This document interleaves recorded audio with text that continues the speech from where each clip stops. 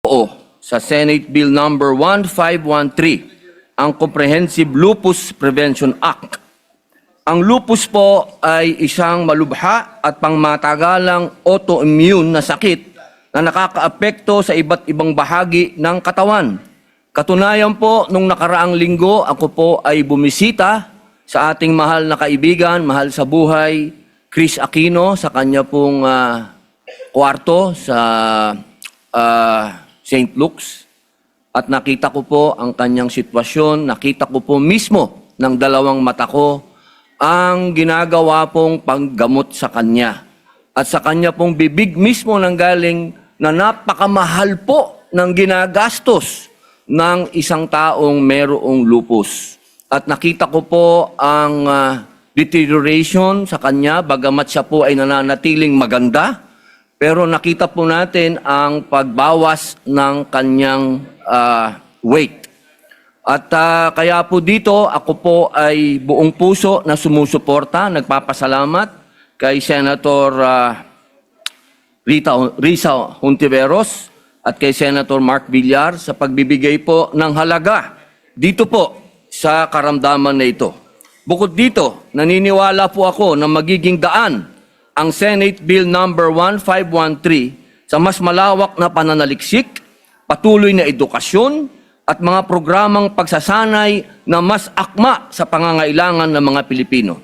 Sa ilalim ng batas na ito, may sasagawa ang malawakang information campaigns at edukasyong pampubliko na magpapataas ng kamalayan ng ating mga kababayan, mababawasan ang stigma at magbibigay daan sa mas maagang pagkilala at paggamot ng sakit. Sinusuportahan ko ang mga hakbang na naglalayong magbigay ng abot-kaya, dekalidad at accessible na serbisyong pangkalusugan. Naniniwala ako na sa pamamagitan ng pagtutulungan ng lahat ng mga ahensya ng gobyerno at sektor ng bansa ay makakamit natin ang healthcare services na makatao, inklusibo at nakasentro sa mamamayan. Muli po, dahil dito, ibinibigay ko po ang botong oo sa Senate Bill number 153. Gayon din po, mga mahal kong kasama, mahal na Tiginoong Pangulo, ako po'y tumitindig upang ipahayag ang aking buong suporta sa pagpasa ng Classroom Building Acceleration Program na ito po ay isinulong ng ating bayani ng edukasyon, Senator Bam Aquino.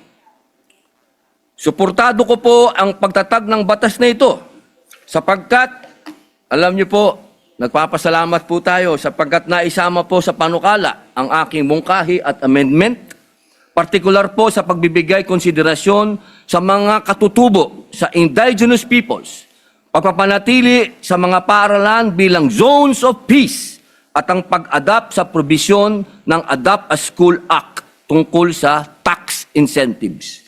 Ang mga hakbang na ito ay magpapalakas sa pagiging inklusibo at komprehensibo ng programa.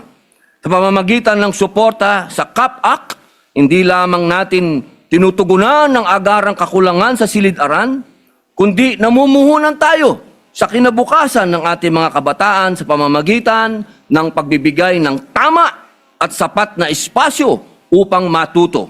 Ito ay isang batas na nagpapakita ng praktikal, responsable at collective na solusyon sa isa sa pinakamalaking hamon sa ating edukasyon. Muli po, isa po itong agimat para sa ating mga katutubo sa matagal na panahon ay pinaglololoko ng mga taong edukado. Muli po, maraming salamat sa inyo, Senator Bam Aquino, at sa inyo po, Ginoong Pangulo. Ako po ay bumaboto muli ng oo. Maraming salamat. Thank you. Majority Leader. Maraming salamat po sa ating kapatid na si Robin Hood Padilla sa pagsuporta sa dalawang measures na pinapprove po natin ng third reading. Mr. President, with that, moving forward, I move for the reference of business. Secretary will proceed with the reference of business.